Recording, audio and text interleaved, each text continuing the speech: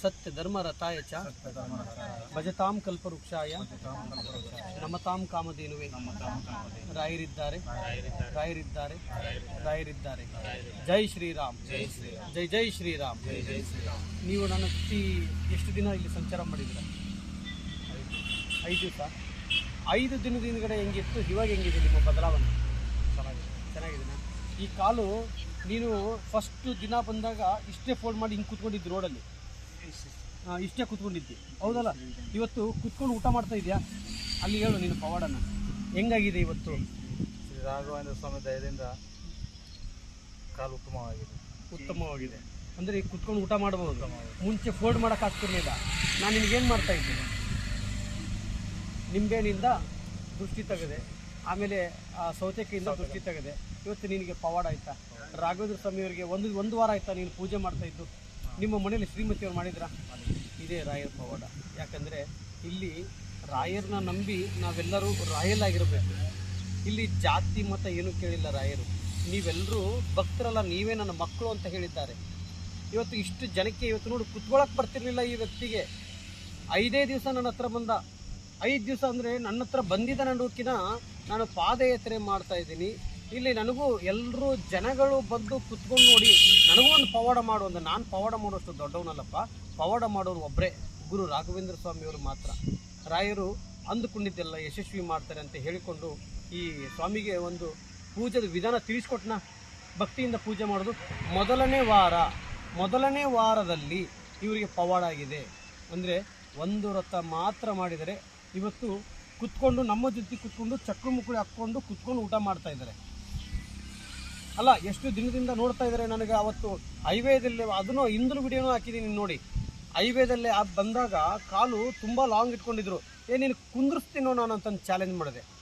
ಅದೇ ಮುಖಾಂತರ ನಿನ್ನ ಜೊತೆ ಇನ್ನೊಬ್ಬರು ಆತ್ಮದವ್ರು ಬಂದಿದ್ದರು. ಮದುವೆ ಆಗಿ ಅವ್ರಿಗೆ ಮೊದಲನೇ ಪರವಾಗಿಲ್ಲ, ಈಗ ಎದ್ದಿರ್ತಲ್ವ, ಎದ್ದೇಳು ಸ್ವಲ್ಪ. ಯಾಕಂದರೆ ಈಗ ಅಷ್ಟಾದರೂ ಕುತ್ಕೊಂತಲ್ಲ ಇಲ್ಲಿ, ಅದು ಬೇಕಾಗಿರೋದು. ಆದರೆ ಅವತ್ತಿನ ದಿನ ನಿಮ್ಮ ಜೊತೆ ಇನ್ನೊಬ್ಬರು ಬಂದಿದ್ದರು, ಆತ್ಮದವ್ರು ಬಂದಾಗ ಇವತ್ತು ಅವರು ಸಂತೃಪ್ತವಾಗಿ ಖುಷಿಯಾಗಿದ್ದಾರಂತೆ. ಅದಕ್ಕೆ ಇಲ್ಲ, ದಿನಕ್ಕಿಂತ ತುಂಬ ಉತ್ತಮವಾಗಿದ್ದಾರೆ ನಮ್ಮ ಶ್ರೀಮತಿಯವರು ಅಂತ ಹೇಳಿದರು.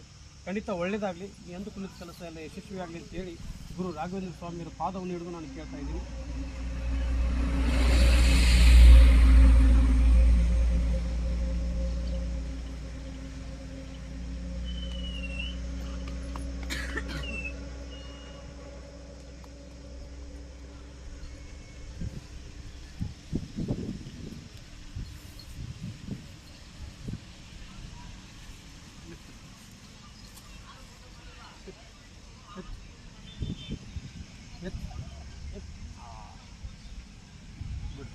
ಹಿಂದಕ್ಕೆ ಹೋಗ್ಬಾರ್ದು, ಕುತ್ಕೋಬೇಕು ಹಂಗೆ.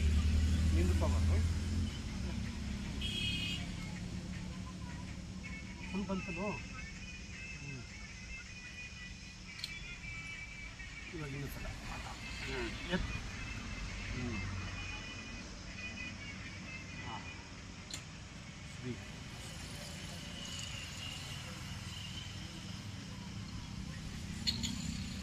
ನಾಳೆ ನಿಮ್ಮ ಮನೆಯಿಂದಲೇ ಬೆಲ್ಲ ತರಬೇಕು, ಆಯಿತಾ? ಬೆಲ್ಲ, ನೀರು, ಹಾಲು ಬೆಲ್ಲ ಇಲ್ಲಿ, ಹಾಲು ನೀರು ಇಲ್ಲೇ ತಗೋ, ಇಲ್ಲೇ ಅದು. ಬೆಲ್ಲ ಮಾತ್ರ ನಿಮ್ಮ ಮನೆಯಿಂದ ತರಬೇಕು.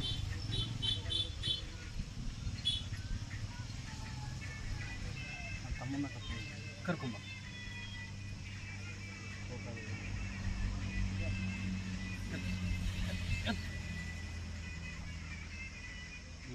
ಬಿಡು.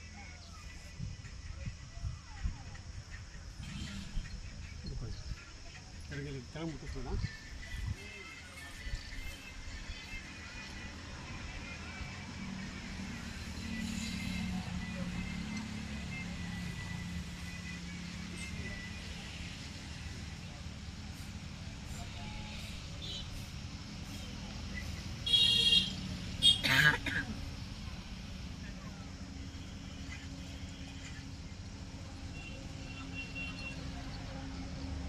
ತಿಳಿದ್ಬಿಡು.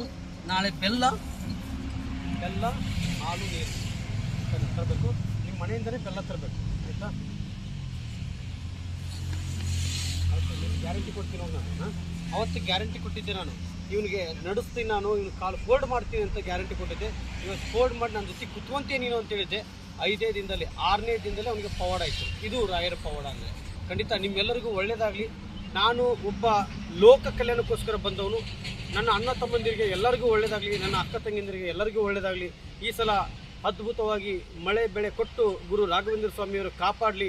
ರೈತರು ಹೊಟ್ಟೆ ತಣ್ಣಗಿದ್ದರೆ ನಾವೆಲ್ಲರೂ ಬದುಕೋದಕ್ಕೆ ಆಗೋದು. ಯಾಕಂದರೆ ಈ ನಿಂತ್ಕೊಂಡಿರೋ ಭೂಮಿಯಲ್ಲಿ ಈ ಬೋರ್ ಹಾಕ್ದಂಥ ಎಲ್ಲ ನನ್ನ ಅಣ್ಣ ತಮ್ಮಂದಿರಿಗೆ ಹೇಳ್ತಾ ಇರೋದು ಒಂದೇ, ಈ ಸಲ ಅದ್ಭುತವಾಗಿ ಮಳೆ ಕೊಟ್ಟು ಗಂಗೆ ಉಕ್ಕಿ ಹರಿಲಿ ಅಂತೇಳಿ ಗುರು ರಾಘವೇಂದ್ರ ಸ್ವಾಮಿಯವರ ಪಾದವನ್ನು ಹಿಡಿದಿದ್ದೇನೆ. ಎಲ್ಲರಿಗೂ ಒಳ್ಳೆಯದಾಗಲಿ, ನಿಮ್ಮ ಕಷ್ಟಗಳೆಲ್ಲ ದೂರ ಆಗಲಿ, ನೀವು ಅಂದುಕೊಂಡಿದ್ದ ಕೆಲಸ ಎಲ್ಲ ಯಶಸ್ವಿ ಆಗಲಿ ಅಂತೇಳಿ ಅವರ ಪಾದವನ್ನು ಹಿಡಿದು ನಾನು ಕೇಳ್ತಾ ಇದ್ದೀನಿ. ಪೂಜ್ಯಾಯ ರಾಘವೇಂದ್ರಾಯ ಸತ್ಯ ಧರ್ಮ ರಥಾಯ ಚ ಭಜತಾಂ ಕಲ್ಪವೃಕ್ಷಾಯ ರಮತಾಂ ಕಾಮಧೇನುವೆ. ರಾಯರಿದ್ದಾರೆ, ರಾಯರಿದ್ದಾರೆ, ರಾಯರಿದ್ದಾರೆ. ಜೈ ಶ್ರೀ, ಜೈ ಶ್ರೀ, ಜೈ ಶ್ರೀ.